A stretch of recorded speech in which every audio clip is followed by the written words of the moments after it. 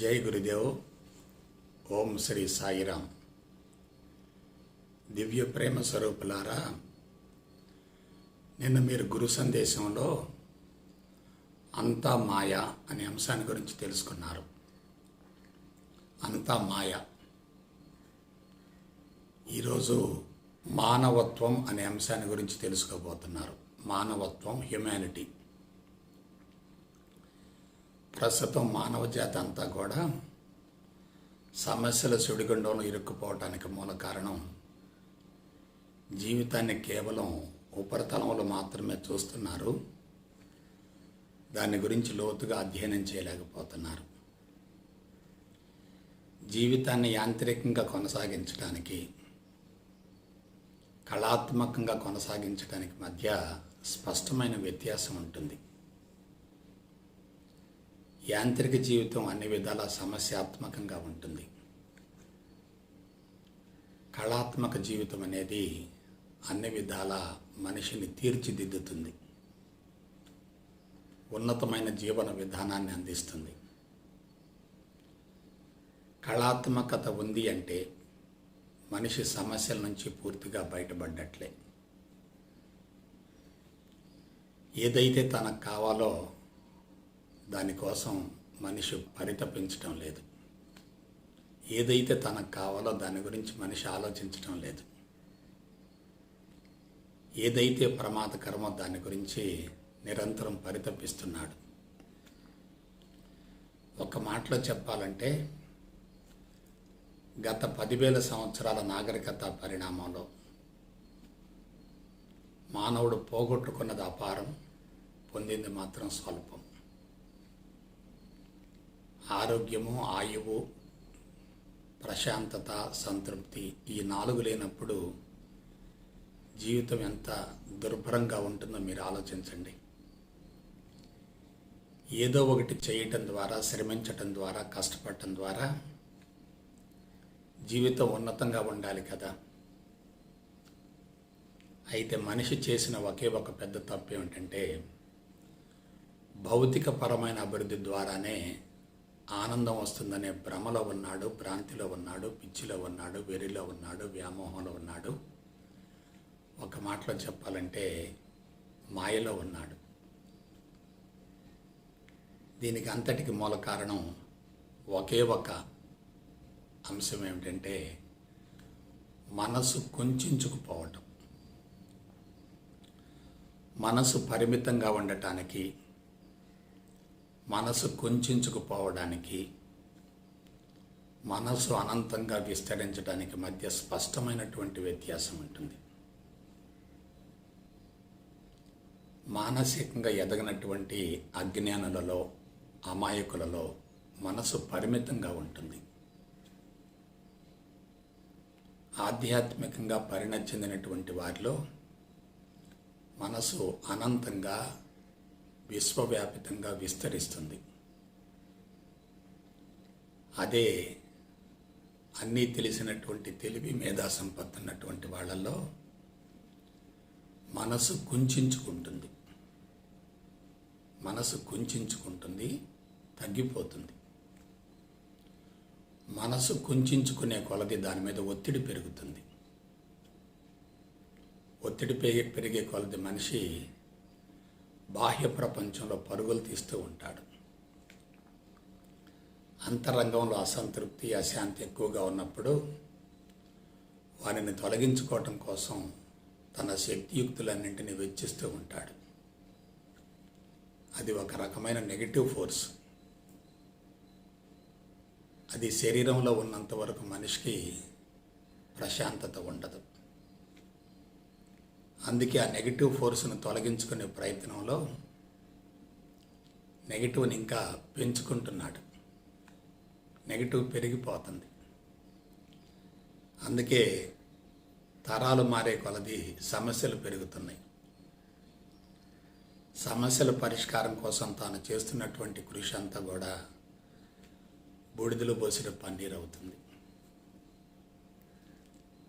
సృష్టికి ప్రతి సృష్టిని చెయ్యాలి అని భావించడమే మానవుడు చేస్తున్న పెద్ద పొరపాటు. భగవంతుని సృష్టి అన్ని విధాలా అనుకూలంగా ఉంటుంది. మానవుడి సృష్టి కృత్రిమంగా ఉంటుంది. కాబట్టి సహజంగా ఉన్నది ఎలా ఉంటుంది, కృత్రిమంగా ఉన్నది ఎలా ఉంటుంది ఆలోచించండి. భగవంతునికి అనంతమైన అపారమైన శక్తి ఉంటుంది, కానీ మానవునికి పరిమితమైన శక్తి ఉంటుంది. అందున ప్రజ్ఞ కుంచుకున్న వాళ్ళకి శక్తి చాలా స్వల్పంగా ఉంటుంది. అటువంటి వ్యక్తి భౌతికపరమైనటువంటి అభివృద్ధి ద్వారా ఆనందాన్ని పొందాలనే తపనతోటి, ఆరాటంతో చేసేటటువంటి ప్రయోగాలు కానీ పరిశోధనలు కానీ మనిషిని ఇంకా బలహీనపరుస్తూ వస్తున్నాయి. ఒక మాటలో చెప్పాలంటే ప్రపంచవ్యాప్తంగా అన్ని వర్గాలు కూడా సంక్షోభంలో ఉన్నాయి, ప్రమాదకరంలో ఉన్నాయి. ఆ ప్రమాదం నుంచి బయటపడాలంటే మనిషి తన సహజ స్వరూపాన్ని, సహజత్వాన్ని తెలుసుకోగలగాలి, గుర్తించగలగాలి. ప్రస్తుత కాలమాన పరిస్థితులను బట్టి మానవ జీవితం పూర్తిగా గాడి తప్పింది అని చెప్పొచ్చు. పరిష్కారం లేనటువంటి సమస్యలు మనిషిని వేధిస్తూ ఉన్నాయి. అయితే ఎడారిలో ఒయాసిస్లాగా ఎండిపోతున్నటువంటి పంట పొలం మీద వర్షం పడినట్లుగా ఆధ్యాత్మికత అనేది మనకి ఆఖరి అస్త్రంగా కనపడుతుంది. ఆధ్యాత్మికత ఒక్కటే పరిష్కారం కాదు, అది అనేక అంశాలతో కలిసి ఉంటేనే పరిపూర్ణమవుతుంది. అప్పుడే వ్యక్తికి న్యాయం జరుగుతుంది. అటువంటి పరిపూర్ణత్వాన్ని అందించే దిశగా మనం అడుగులు వేయాలి. అసలు మనిషి స్వరూపాన్ని, స్వభావాన్ని తెలుసుకుంటేనే కొంత ఊరట కలుగుతుంది. మానవుడు అంటే మానవత్వంతో జీవించేవాడు. మానవుడు అంటే మానవత్వంతో జీవిస్తూ నిరంతరం మార్పులు చెందేవాడు. మానవుడు అంటే మానవత్వంతో జీవిస్తూ నిరంతరం మార్పులు చెందేవాడు.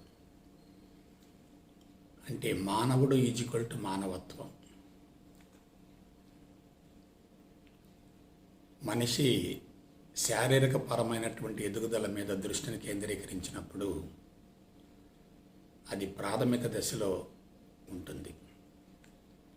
అదే మనసు మీద దృష్టిని కేంద్రీకరించినప్పుడు అది వికసిస్తూ ఉంటుంది. మనసును సక్రమంగా ఉపయోగించుకుంటే మనిషి మానవత్వంలో జీవించగలుగుతాడు. భూమండలం మొత్తంలో 84 లక్షల జాతుల జీవరాశులకెల్లా మానవుడు అన్ని విధాల ఉన్నతమైన వాడు అనేది నిర్వివాదాంశం. ఆలోచన శక్తి ఉంది, అవగాహన శక్తి ఉంది, పరిసరాల పట్ల స్పందన ఉంది, భాష ఉంది, నాగరికత ఉంది. తనలో ఏం జరుగుతుందో, పరిసరాల్లో ఏం జరుగుతుందో స్పష్టంగా తెలుసుకోగలిగినటువంటి స్థాయి, స్థితి ఉన్నటువంటి ఒకే ఒక జాతి మానవుడు. గతంలో చెప్పాను, మరలా చెప్తున్నాను. మానవ శారీరక వ్యవస్థ పరిపూర్ణమైంది. మానవుడి యొక్క ఆలోచన విధానం కూడా చాలా ఉన్నతమైంది. పరిణామ క్రమంలో మానవుడు అన్ని విధాలా ఉన్నతంగా ఉన్నాడు. జంతు సామ్రాజ్యం మొత్తంలో సకశేరుకాలు ఉన్నతమైనవి. సకశేరుకాలంటే వెన్నెముకతో కూడి ఉన్నవి. అలాగే ఉష్ణ రక్తపు జంతువులు చాలా విశిష్టమైనవి. ఉష్ణ రక్తపు జంతువులు. అలాగే మాంసాహార జంతువుల కన్నా శాకాహార జంతువులలో ప్రశాంతత ఉంటుంది, సాత్వికత ఉంటుంది. కాబట్టి ఒకటి సకశేరుక లక్షణం, 2 ఉష్ణ రక్తపు లక్షణం, 3 శాకాహార తత్వం, ఇక 4వది మాతృత్వం. ఇది చాలా ఉన్నతమైంది. ప్రతి జాతి కూడా తాను చనిపోబోయే ముందు ఫలవంతమైన సంతానాన్ని ప్రకృతికి కానుకగా అందించాలని పరితపిస్తూ ఉంటుంది. అదే వాటి జీవితాశయం. అటువంటి ఫలవంతమైన సంతానాన్ని ప్రకృతికి అందించడానికి మాతృ సంరక్షణ మానవ జాతిలో ఎక్కువగా ఉంటుంది. భూమండలం మొత్తంలోకెల్లా తల్లిదండ్రులకు బిడ్డలకు మధ్య అనుబంధము, ఆప్యాయత కొనసాగే ఒకే ఒక జాతి మానవ జాతి. మాతృ సంరక్షణ, సంతానోత్పత్తి అనేది తప్పనిసరిగా ప్రేమతో ముడిపడి ఉంటుంది. అటువంటి ప్రేమను పొందగలిగిన, అందుకోగలిగిన, అందించగలిగిన స్థాయి, అర్హత ఉన్నటువంటి ఒకే ఒక జాతి మానవ జాతి. ఆ తర్వాత దివ్యత్వాన్ని గురించి తెలుసుకొని అంతిమంగా విశ్వంలో సులభంగా ఐక్యం చెందేటటువంటి అవకాశం ఉన్నది కూడా ఈ మానవ జాతికి. కాబట్టి మనం ఏ కోణం నుంచి ఆలోచించినా మానవుడు అన్ని విధాల ఉన్నతమైన వాడే, ఉత్తమమైన వాడే, విశిష్టమైన వాడే. అందులో ఎటువంటి సందేహం లేదు. అయితే ప్రస్తుతం మానవ జాతి జీవితాన్ని, జీవన విధానాన్ని లోతుగా అధ్యయనం చేయండి, పరిశీలించండి. 84 లక్షల జాతుల జీవరాశిలో మానవుడే అతి హేయంగా జీవిస్తున్నాడు. మానవుడికే సమస్యలు, కష్టాలు, బాధలు, ఇబ్బందులు, అవమానాలు, అపజయాలు, మానసిక సంఘర్షణ ఎక్కువగా ఉంటుంది. ఒక మాటలో చెప్పాలంటే మానవుడు అన్ని విధాల తిరోగమనంలో ఉన్నాడు. మానవత్వంతో జీవించవలసినటువంటి మానవుడు దాన్ని పోగొట్టుకుంటున్నాడు.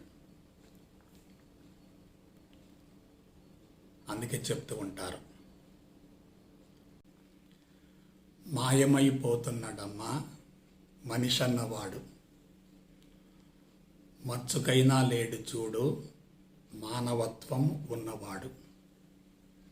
చూసారా ఎంత విచిత్రంగా ఉందో? మనిషి మాయమవుతున్నాడట, మానవత్వం లేదట, తగ్గిపోతుందట. అంటే జంతువుల నుండి వచ్చినటువంటి మానవుడు మరలా తిరిగి జంతు ప్రవృత్తికి వెళుతున్నాడు. మానవుడు ఎక్కడి నుంచి వచ్చాడు? వానరుని నుండి. వానరుడు. ఆ వాదీసేస్తే మిగిలింది ఏంటంటే నరుడు. వా అంటే ఏమిటి? వాలం. వాలం అంటే ఏమిటి? తోక. తోక ఉంటే జంతువు అవుతాడు, తోక లేకపోతే మానవుడు అవుతాడు. వానరుడు, నరుడు. అలాగే ప్రాథమికంగా వామనుడిగా ఉన్నాడు, ఇప్పుడు మానవుడయ్యాడు. వామనుడి నుండి మానవుడు వచ్చాడు, వానరుని నుండి నరుడు వచ్చాడు. ఇదంతా ఎవల్యూషన్ పరిణామక్రమం. భూమండలం మొత్తంలో పరిణామక్రమంలో తిరోగమనానికి వెళుతున్న ఒకే ఒక జాతి ఎవరంటే మానవ జాతి. కాబట్టి మానవత్వంలో జీవించటం ఎట్లా, మానవత్వాన్ని కొనసాగించటం ఎట్లా, తిరోగమనం లేకుండా జీవితాన్ని ముందుకు కొనసాగించటం ఎట్లా అనే దాని గురించి తెలుసుకోవాలి. ఒక్కసారి యోగ రహస్యాన్ని గురించి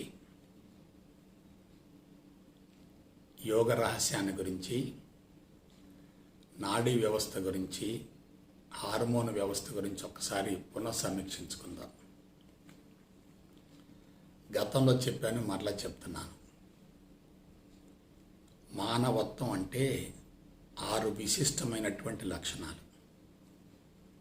మానవత్వం అంటే 6 విశిష్టమైన లక్షణాలు. 1 కరుణ, 2 జాలి, 3 దయ, 4 ప్రేమ, 5 అనురాగం, 6 ఆప్యాయత. కరుణ, జాలి, దయ, ప్రేమ, అనురాగం, ఆప్యాయత. ఇది మానవుని సహజ లక్షణం. ఇదే మానవత్వం అంటే. మనిషికి మానవత్వంతో కూడినటువంటి మనసు ఉండాలి. అది వికసిస్తూ ఉండాలి తప్ప కుంచుకుపోకూడదు. దీనికి మన శారీరక వ్యవస్థలో యోగా ద్వారా, ఆధ్యాత్మిక మార్గం ద్వారా మానవత్వాన్ని వికసింపజేసుకోవటం ఎట్లో తెలుసుకుందాం. మానవ జీవితంలో ప్రధానంగా 5 అంతస్తులు ఉంటాయి, 5 స్థాయిలు ఉంటాయి, 5 మట్టాలు ఉంటాయి. 5 అంతస్తులు, 5 స్థాయిలు, 5 మట్టాలు. 1 శారీరక మట్టం, 2 ఇంద్రియ మట్టం, 3 మానసిక మట్టం, 4 బుద్ధి మట్టం, 5 హృదయ మట్టం. శారీరక మట్టం, ఇంద్రియ మట్టం, మానసిక మట్టం, బుద్ధి మట్టం, అంతిమంగా హృదయ మట్టం.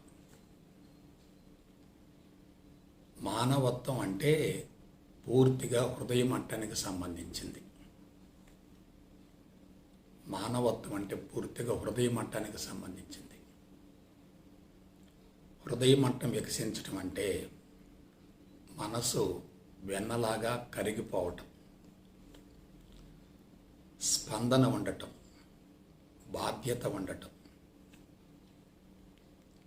చిన్న సంఘటనలకు కూడా ద్రవించిపోవటం, హృదయం ద్రవించిపోవటం. అందుకే హృదయ మట్టం అన్నారు. ప్రస్తుతం మానవ జీవితాన్ని మీరు జాగ్రత్తగా పరిశీలించండి. ఈ హృదయ మట్టం వికసించటం అనేది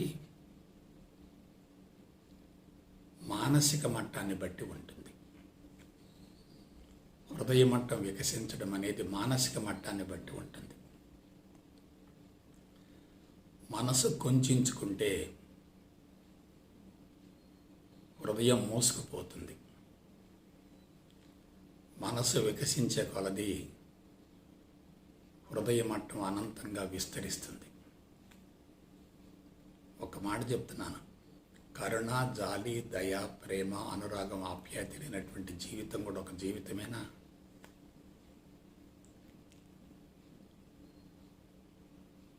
నేను, నాది, నాకు అనేటటువంటి పరిమితంగా జీవించే వ్యక్తులకి హృదయ మట్టం వికసించదు. కాబట్టి అన్నిటికీ మూలం ఎక్కడుంది, కీలకం ఎక్కడుంది అంటే మనసులోనే ఉంది. మనసు క్రింద స్థాయిలో ఉంటే హృదయం మూసుకుపోతుంది. మనసు వికసిస్తూ విస్తరిస్తూ ఉంటే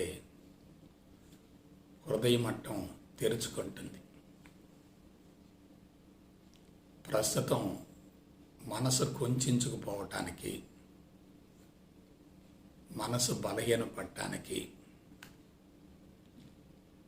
ప్రజ్ఞ కొంచెంచుకుపోవటానికి, మానవత్వం కనుమరుగవటానికి మూల కారణం ఏంటంటే ఒకే ఒక మాట చెప్తున్నాను. అందరూ కూడా శారీరక ఇంద్రియ మట్టాలకు ఎక్కువగా ప్రాధాన్యతనిస్తున్నారు. మీలో చాలామంది అనుకోవచ్చు ఆధ్యాత్మికత ఆధ్యాత్మికత అని చెప్పి పరుగులు తీస్తూ ఉన్నారు. కానీ శారీరక మట్టంలో, ఇంద్రియ మట్టంలో ఉండి ఆధ్యాత్మికతను ఎలా అందుకోగలుగుతారు? ఆలోచించండి. ఆధ్యాత్మికత అంటే బజార్లో కొనుక్కునే వస్తువు కాదు, ఒకళ్ళ నుంచి పొందేది కూడా కాదు, ఎవరి ద్వారానో లభించేది అంతకన్నా కాదు. మన శారీరక వ్యవస్థ, ఇంద్రియ వ్యవస్థ, మానసిక వ్యవస్థ, బుద్ధి మట్టం ఇవన్నీ కూడా సమత్వంలో, సమతుల్యంలో ఉండాలి. 4 వైపుల 4 స్తంభాలు ఒకే పరిమాణంలో ఉంటే భవనం కూడా సమత్వంలో, సమతుల్యంలో ఉంటుంది. 4 స్తంభాలు అసమానంగా ఉంటే భవనం కూడా అందవిహీనంగా ఉంటుంది. కాబట్టి శారీరక మట్టం, ఇంద్రియ మట్టం ఈ రెండింటిని ఆధారంగా చేసుకొని మానసిక మట్టం కొనసాగుతుంది. మానసిక మట్టాన్ని ఆధారంగా చేసుకొని బుద్ధి మట్టం కొనసాగుతుంది. బుద్ధి మట్టం ఎప్పుడైతే విచక్షణ కోల్పోయిందో తప్పనిసరిగా హృదయ మట్టం మూసుకుంటుంది. ఇదంతా సైన్సు. కాబట్టి మనసు క్రింద వైపుకు మళ్ళిందా మనిషి మానవత్వాన్ని కోల్పోతాడు. మనసు ఉన్నతంగా ఎదిగిందా మానవత్వంలో జీవించడమే కాకుండా మాధవత్వానికి వెళ్ళగలుగుతాడు. కాబట్టి శరీరము, ఇంద్రియాలు, మనసు, బుద్ధి, హృదయం. ఒకసారి మన శరీరంలో వీటి స్థానాలు ఎక్కడున్నాయో చూద్దాం. మూలాధార చక్రం, అన్నమయ కోశం, అది శారీరక మట్టం. స్వాధిష్టాన చక్రం ప్రాణమయ కోశం, అది ఇంద్రియ మట్టం. మణిపూరక చక్రం మనోమయ కోశం. చూసారా పేర్లు చూడండి, మణిపూరక చక్రం, మనోమయ కోశం, అది మానసిక మట్టం. 4వది అన్నహత చక్రం, మూలాధార చక్రం, స్వాధిష్టాన చక్రం, మణిపూరక చక్రం, అన్నహత చక్రం, అది 4వ అంతస్తు. అన్నమయ కోశం, ప్రాణమయ కోశం, మనోమయ కోశం, విజ్ఞానమయ కోశం. సో 4 అంతస్తులు, అక్కడ 4 మట్టాలు, 4 చక్రాలు, 4 మట్టాలు. మూలాధార చక్రం శారీరక మట్టం, స్వాధిష్టాన చక్రం ఇంద్రియ మట్టం, మణిపూరక చక్రం మానసిక మట్టం, అన్నహత చక్రం బుద్ధి మట్టం. ఇక 5వది విశుద్ధ చక్రం, ఇది హృదయ మట్టం. కాబట్టి శరీరము, ఇంద్రియాలు, మనసు, బుద్ధి, 5వది హృదయం. అన్నమయ కోశం, ప్రాణమయ కోశం, మనోమయ కోశం, విజ్ఞానమయ కోశం, 5వది ఆనందమయ కోశం.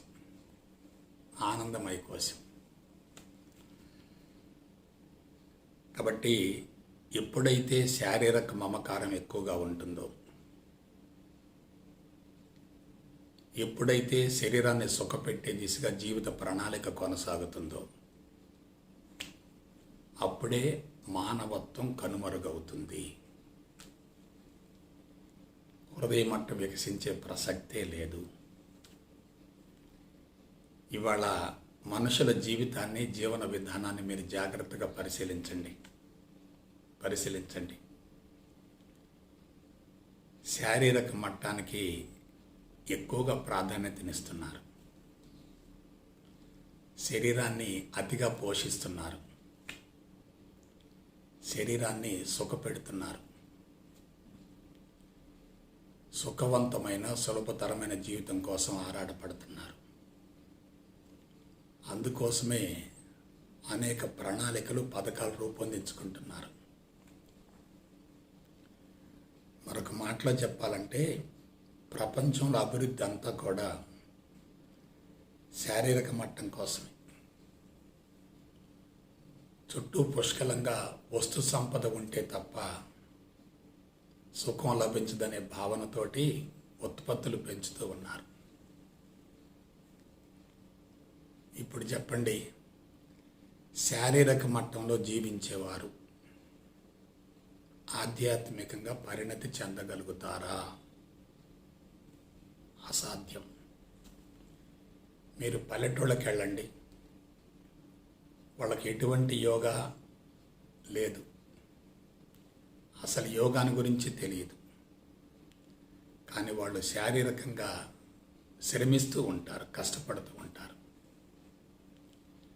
శరీరాన్ని సుఖపెడుతూ ఆధ్యాత్మిక మార్గంలో పరిణతి చెందాలి అని భావించడం అంతా ఆత్మవంచన మరొకటి ఉండదు.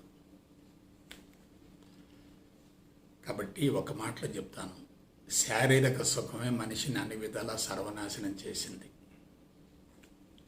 శారీరక సుఖానికి భౌతికవాదానికి మధ్య అవినాభావ సంబంధం ఉంటుంది. శారీరక సుఖం కోసమే భౌతికవాదాన్ని పెంచి పోషిస్తున్నారు. కాబట్టి నేనేం చెప్తున్నాను, శరీరము, ఇంద్రియాలు, మనసు, బుద్ధి ఈ 4 అంతస్తులు సమానంగా ఉండాలి. శరీరం దృఢంగా ఉండాలి, పటిష్టంగా ఉండాలి, శక్తివంతంగా ఉండాలి, ఆరోగ్యంగా ఉండాలి.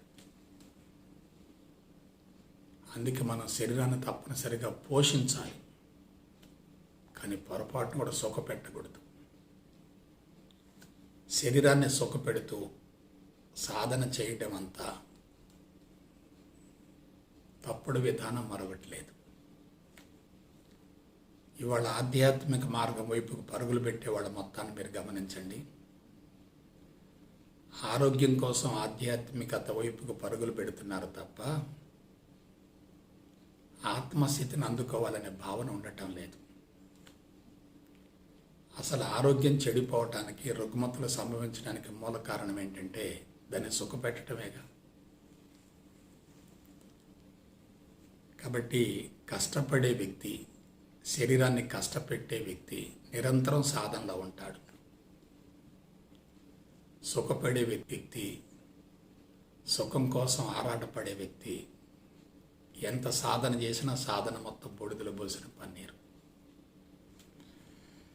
ఇంతకంటే ఇంకా సబ్జెక్ట్ లేదు. ఒకే ఒక మాట చెప్తున్నాను, చేతులు కాలేక ఆకులు పట్టుకోవద్దు. మోక్షం మోక్షం మోక్షం అంటున్నారు.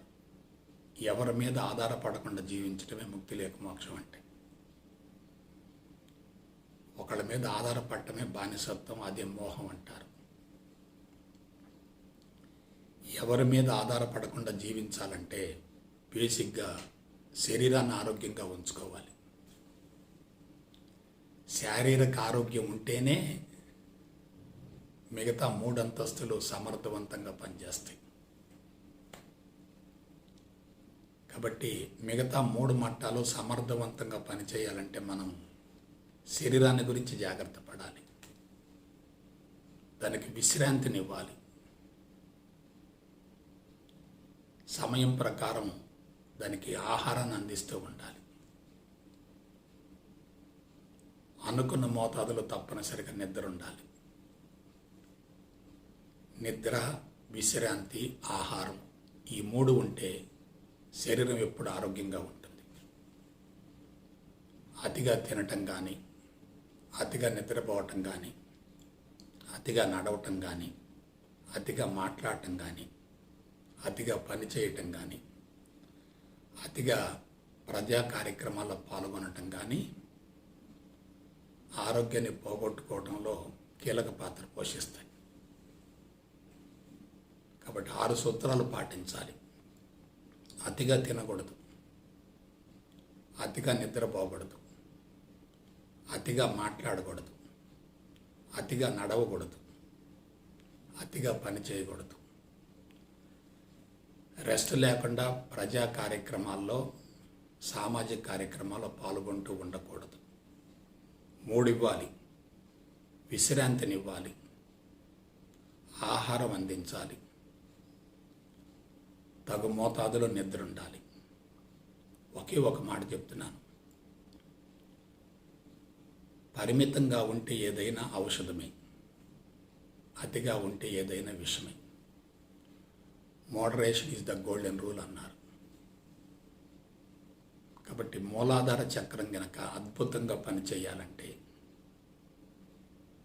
శరీరం ఆరోగ్యంగా ఉండాలి. మూలాధార చక్రం అద్భుతంగా పనిచేస్తూ ఉంటే శరీరం ఆరోగ్యంగా ఉంటుంది. శరీరాన్ని ఆరోగ్యంగా ఉంచుకోవటం కోసం ఒకే ఒక పాశుపతాస్త్రం ఏంటంటే మూలాధార చక్రాన్ని శుద్ధి చేసుకోవాలి. ఎముక పుష్టి ఉండాలి, కండర పుష్టి ఉండాలి, కష్టపడి పని చేయాలి, ఎప్పుడు ఏదో ఒక వ్యాపకం ఉండాలి, ఏదో ఒక కార్యక్రమం ఉండాలి. డబ్బు ఉండొచ్చు, ఆస్తి ఉండొచ్చు, పని మనుషులు విపరీతంగా ఉండొచ్చు, కానీ శరీరాన్ని మాత్రం సుఖపెట్టకూడదు. శరీరాన్ని సుఖపెడితే ప్రతి ఒక్కళ్ళు తప్పనిసరిగా భారీ మూల్యాన్ని చెల్లించవలసి వస్తుంది. ఇవాళ సమాజంలో జరుగుతున్న పొరపాటు ఏంటంటే మనసు ఎక్కువగా పనిచేస్తుంది, శరీరం కదలకుండా ఉంటుంది.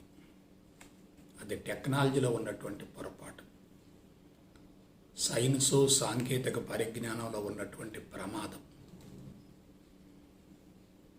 ఇక రెండవ మట్టం ఇంద్రియాలు. ఇంద్రియ చైతన్యం బాగా ఉండాలి, అప్పుడే ఇంద్రియ నిగ్రహం వస్తుంది. అది శరీరం బలహీనంగా ఉన్నప్పుడు ప్రాణశక్తి తక్కువగా ఉంటుంది. ప్రాణశక్తి తక్కువగా ఉన్నప్పుడు ఆ తక్కువగా ఉన్నటువంటి ప్రాణశక్తి ఇంద్రియాలకే పరిమితం అవుతుంది, ఇంద్రియాల్లోనే కేంద్రీకృతం అవుతుంది. ఇంద్రియ ఉద్రేకం ఎక్కువగా ఉంటుంది. కాబట్టి ఇంద్రియ ఉద్రేకం ఎప్పుడైతే ఎక్కువగా ఉంటుందో మనిషి విలాసం కోసం, వినోదం కోసం, శృంగారం కోసం పరితపిస్తూ ఉంటాడు. కళ్ళు, చెవులు, ముక్కు, నాలుక, చర్మం బాగా పనిచేస్తూ ఉంటాయి. అన్నిటిని మించి సెక్స్ చాలా ప్రమాదకరమైంది. సెక్స్ పరమైనటువంటి ఆలోచనలు విపరీతంగా వస్తూ ఉంటే మనిషి సమత్వాన్ని, సమతుల్యాన్ని, విచక్షణను కోల్పోతాడు. సెక్స్ పరమైన తప్పులు జరిగాయంటే మనిషిలో మాత్రం అపరాధ భావం ఎక్కువగా ఉంటుంది, పాపభీతి ఎక్కువగా ఉంటుంది, రహస్యాలు దాస్తూ ఉంటాడు, నలుగురిలోకి వెళ్ళటానికి భయపడుతూ ఉంటాడు, ఎందుకంటే అది తప్పు కాబట్టి. అదే జీవిత భాగస్వామితోటే సెక్స్ను ఉపయోగించుకుంటూ ఉంటే ఆ సెక్స్ మధురాతి మధురంగా ఉంటుంది. స్వర్గం అక్కడే ఉంటుంది, వేరే ఎక్కడ స్వర్గం ఉండదు. కాబట్టి ఇంద్రియాలను పరిమితంగా వాడుకోవాలి. మరొక మాట చెప్తున్నాను, ఇంద్రియ నిగ్రహం ఉండాలి. దానికి ఒక్కటే, శరీరంలో ప్రాణశక్తి పుష్కలంగా ప్రవహించాలి, పుష్కలంగా ఉండాలి. దీనికి కీలకం ఏమిటి?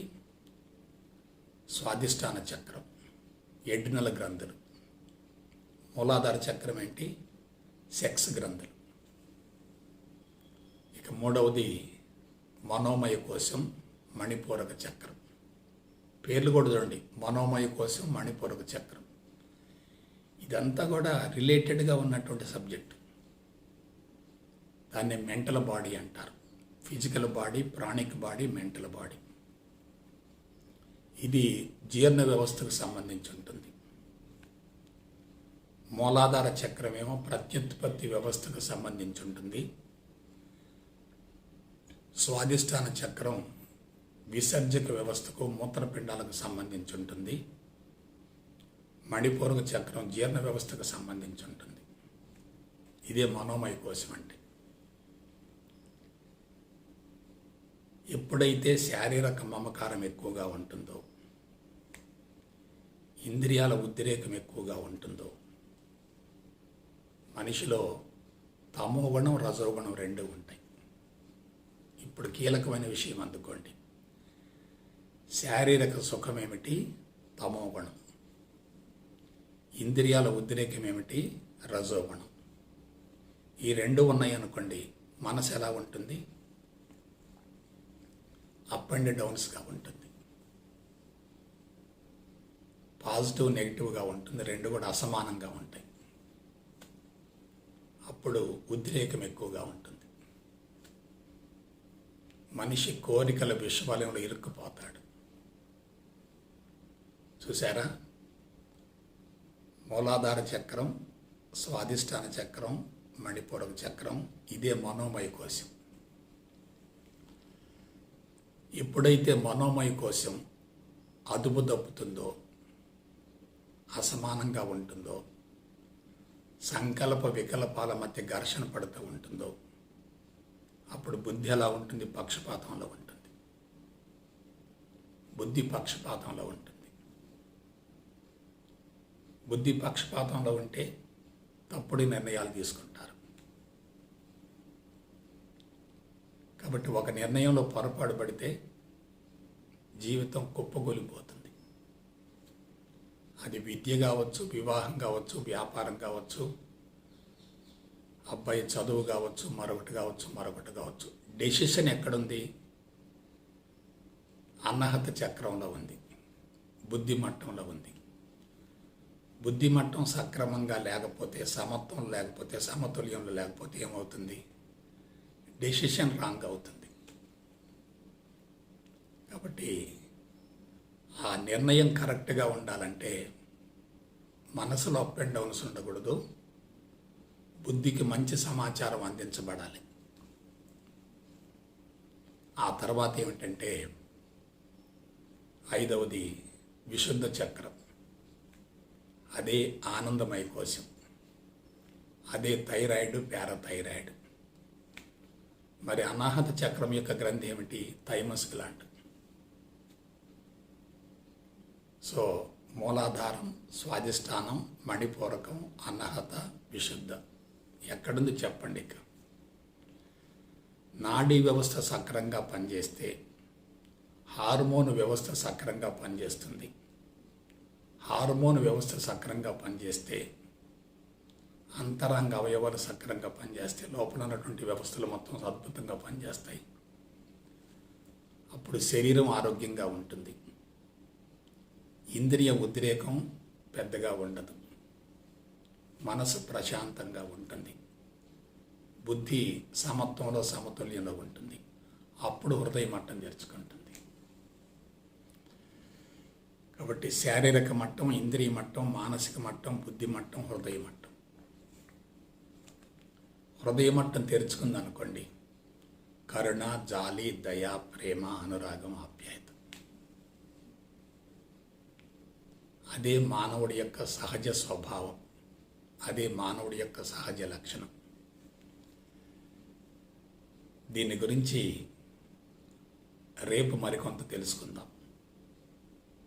అయితే ఇక్కడ కీ పాయింట్ ఏమిటంటే శరీరం ఆరోగ్యంగా ఉండాలి, ఇంద్రియ నిగ్రహం ఉండాలి, మనసు ప్రశాంతంగా ఉండాలి, బుద్ధి సమత్వంలో ఉండాలి. అప్పుడే హృదయ మట్టం తెరుచుకుంటుంది. కాబట్టి ఆధ్యాత్మిక మార్గం ద్వారా, యోగా ద్వారా ఈ 4 మట్టాలను సమతుల్యంలో, సమత్వంలో ఉంచుకొని, సమాన మోతాదులో ఉంచుకొని మీ భవిష్యత్ జీవితాన్ని ఆనందమయం చేసుకుంటారని మనస, వాచ, కర్మణ కోరుకుంటూ సెలవు తీసుకుంటా. జై గురుదేవ్, జై గురుదేవ్, జై గురుదేవ్.